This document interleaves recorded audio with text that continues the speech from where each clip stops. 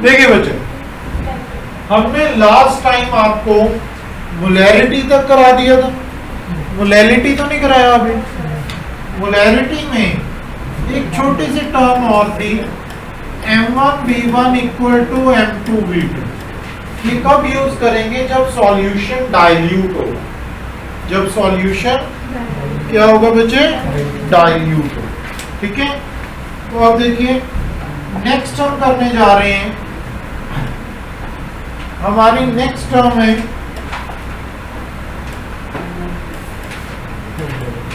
Molarity. Molarity में क्या disadvantage थी कि वो टेम्परेचर डिपेंडेंट थी।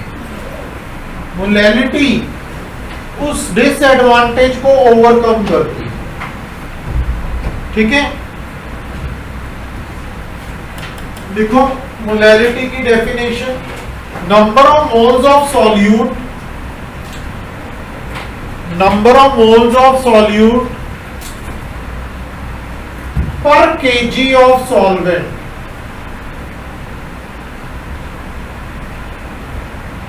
पर KG of solvent is known as molality. देखो क्या है मोलैरिटी? स्मॉल m से डिनोट करते हैं। क्या होता है बच्चे, ध्यान देना जरा।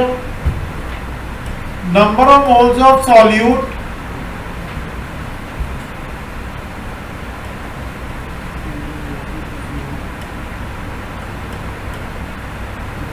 पर KG of solvent, per KG of solvent. Definition भी यही लिखी है, number of moles of solute per KG of solvent, याद रखें। ठीक है, इसको आप कैसे लिख सकते हो? Given mass, molar mass, 1000, weight of solvent in grams.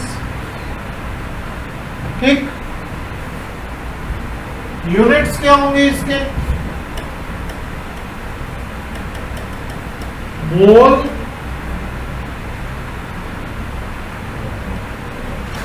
पर ग्राम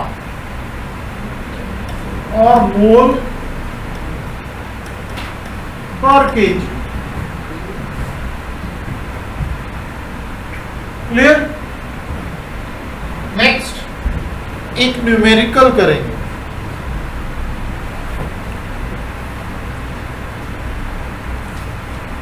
क्वेश्चन है,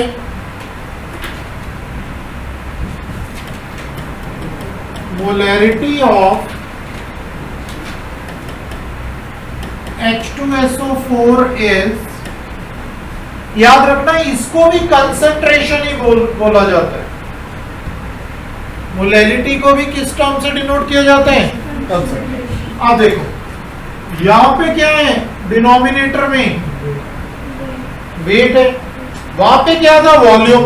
तो वेट टेम्परेचर डिपेंडेंट नहीं। समझ आ रहा है? ये डिसएडवांटेज ओवरकम होगी। ठीक है, तो अब देखो मोलैरिटी ऑफ H2SO4 इज 0.8 and its density is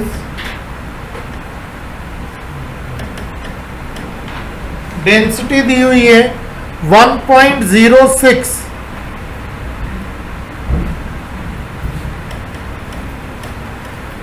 ग्राम पर ml. What will be its concentration in terms of, what will be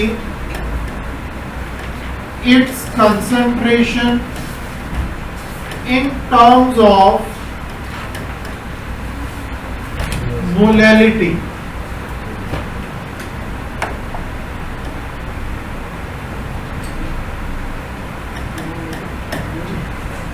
In terms of molality.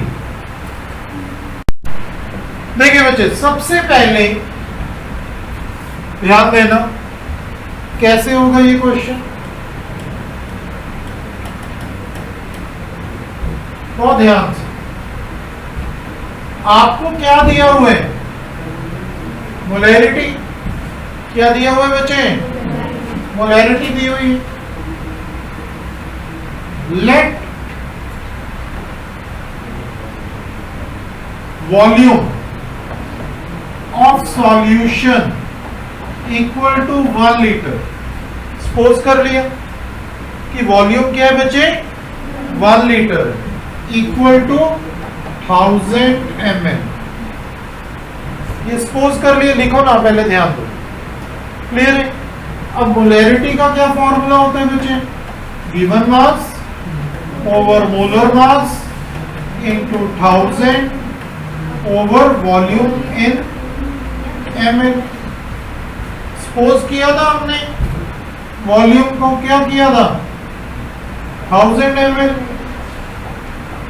1000 से 1000 कैंसिल, अरे बोल दो क्या आया बच्चे, गिवन मास फाइंड करने, मोलैरिटी 0.8 दी हुई है, यस और नो।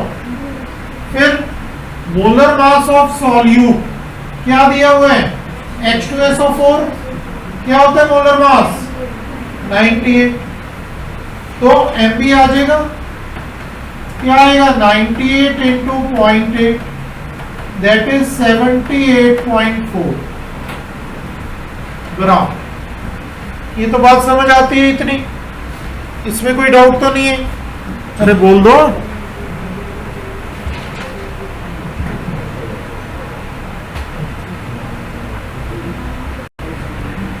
नेक्स्ट देखिए,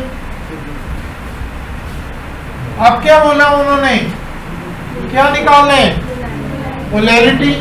मोलैरिटी का फॉर्मूला आप जानते हैं, given mass molar mass 1000 weight of solvent. अब इधर देखो जरा पहले ध्यान से, आप ना लिखने की करते हो, पहले समझते नहीं हो, फिर दिक्कत आती है। देखो वो आ रही है ना दिक्कत, बोलो लिख रहे हो ना साथ से, लिखना नहीं हो।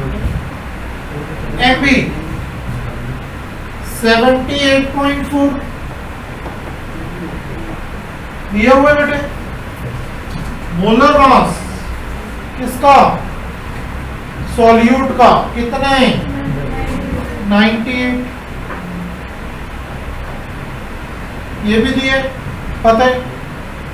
वेट ऑफ सॉल्वेंट कैसे निकलेगा, अगर ये आ गया तो मोलैरिटी आ जाएगी, हमारा पर्पस सॉल्व हो जाएगा। तो वेट ऑफ सॉल्वेंट के लिए हमारे पास क्या दिया हुआ है, डेंसिटी। डेंसिटी किसकी होती है, सॉल्यूशन की, ठीक है, यस। मास ऑफ सॉल्यूशन आ जाएगा, क्या आएगा, वॉल्यूम इनटू, वॉल्यूम कितना है 1000, अरे बेटा, और डेंसिटी कितनी है,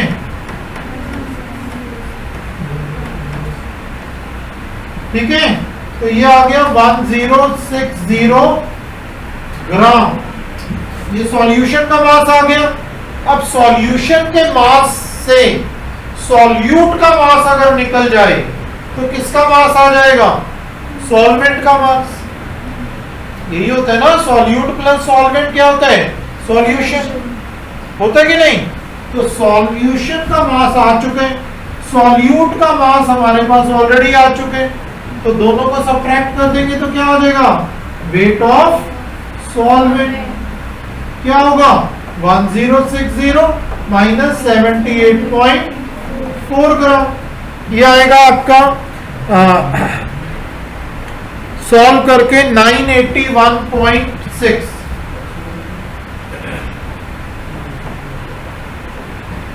ये क्लियर हुआ। अब ये वेट ऑफ सॉल्वेंट आप पुट कर दोगे बच्चे 98.6 ग्राम, जो कि सॉल्वेंट का वेट है। आ गया कि नहीं, बाकी सब कुछ आ गया, ये सॉल्व हो जाएगा। अरे बोल दो, आपकी मोलैरिटी आ जाएगी, that is 0.815 mole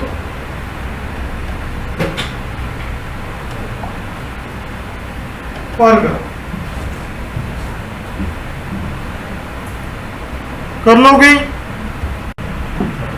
next is mole fraction. क्या करने जा रहे हैं,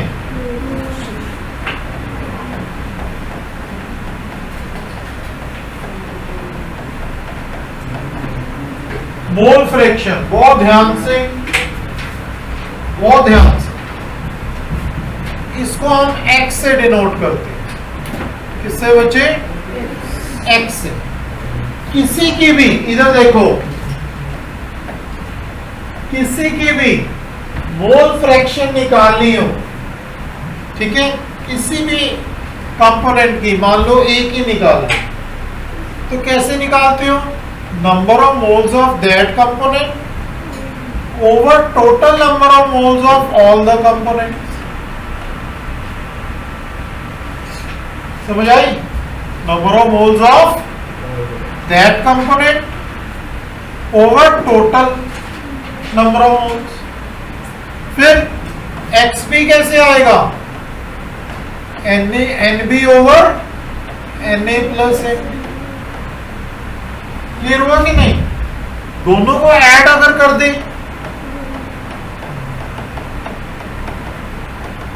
न्यूमिनेटर में Na प्लस NB आ जाएगा, कॉमन आ जाएगा, कैंसल हो जाएगा, क्या आएगा? क्लियर हुआ? क्लियर हुआ कि नहीं? बोलो, करके बताओ। देखो, XA प्लस XB क्या होगा?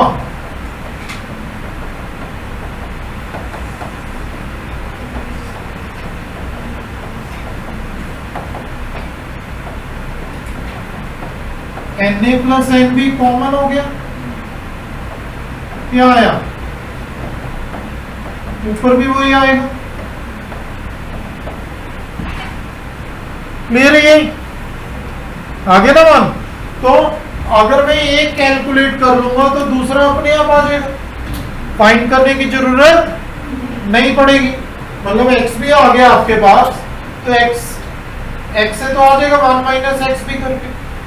ये बात ध्यान रखना, ठीक है? अब न्यूमेरिकल करेंगे मोल फ्रैक्शन पे। देखिए, सबसे पहले इजी करने के लिए हम नंबर ऑफ मोल्स निकाल देते हैं। नंबर ऑफ मोल्स किसके? शुगर के। किसके बच्चे? शुगर। क्या होता है? Given mass over molar mass. Given mass कितना है? 34.2। और शुगर का मोलर मास याद रख लो, ये होते हैं।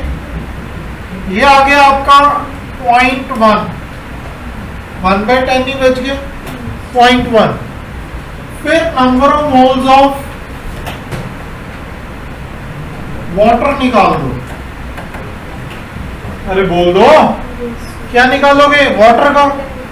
देखो, टोटल शुगर सिरप में क्या होता है? या शुगर या वाटर। समझ आ रही है? तो टोटल मास कितने? 214.2। और शुगर का मास कितने? 34.2। सब्ट्रैक्ट कर दोगे तो क्या आ जाएगा? वाटर का मास, ये आएगा 180। क्लियर हो रहा है कि नहीं? Over molar mass of water क्या है? 80। Is this okay? ये क्या आया? 10। Is this okay? इतना समझ आ गया। अब क्या निकालना है बच्चे? मोलैलिटी। मोलैलिटी स्मॉल m से डिनोट करते हैं। किससे डिनोट करते हैं? स्मॉल m से। ठीक है। अब क्या होगा? Number of moles of sugar, वो क्या है? 0.1। इधर देखो जरा सारे, 0.1 ओवर क्या है? Weight of solvent. Weight of solvent क्या आ रहे हैं? वेट ऑफ सॉल्वेंट क्या आ रहा था? 180 इंटू 1000। समझ आई? ये आ जाएगा आपका सॉल्व करके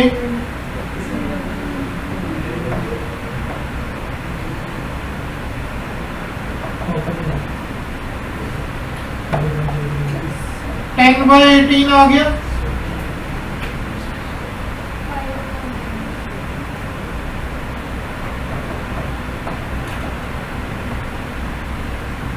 .55 आ। Is this okay? समझ आई सबको? कोई डाउट है तो पूछो इसमें, आगे बढ़ते हैं। फिर क्या पूछा है? मोल फ्रैक्शन किसका? शुगर का। मोल फ्रैक्शन ऑफ शुगर क्या होगा बच्चे? Number of moles of sugar over total number of moles sugar plus water. Sugar plus water क्या आ जाएगा? शुगर का क्या आएगा? आ चुका है 0.1। वाटर का कितना आया था? 10। 0.1 ओवर 10.1 0.0099। ये मोल फ्रैक्शन आ गया। याद रखना मोल फ्रैक्शन की कोई यूनिट नहीं होती। एक छोटी सी चीज जो बताना चाहूंगा, जो आपको हो सकता है कि प्रॉब्लमेटिक सिचुएशन आए, उससे पहले आ जानी चाहिए। Normality equal to molarity into basicity of acid और normality equal to molarity into acidity of base. ये याद कर लो फॉर्मूला, ठीक है? अब देखो जरा, नॉर्मेलिटी, बेसिसिटी क्या होती है? बेसिसिटी ऑफ एसिड क्या होती है? मान लो HCl है, कितने H पॉजिटिव वो रिलीज करेगा, वो उसकी बेसिसिटी होती है। याद रहेगा? तो 1 करेगा तो इसकी बेसिसिटी ऑफ एसिड क्या आ गया? 1। Is this okay? और एसिडिटी क्या होती है? अच्छा, एक और एग्जांपल ले लो इसी का। H2SO4 है, तो कितने H पॉजिटिव रिलीज होंगे? 2। तो बेसिसिटी ऑफ एसिड क्या होगी? 2। बहुत सिंपल। अब एसिडिटी ऑफ बेस क्या होगा? बोलो। यस, मान लो NaOH, कितने OH रिलीज करेगा? तो एसिडिटी ऑफ बेस 1 होगी। अगर कैल्शियम हाइड्रोक्साइड है तो क्या हो गया? वेरी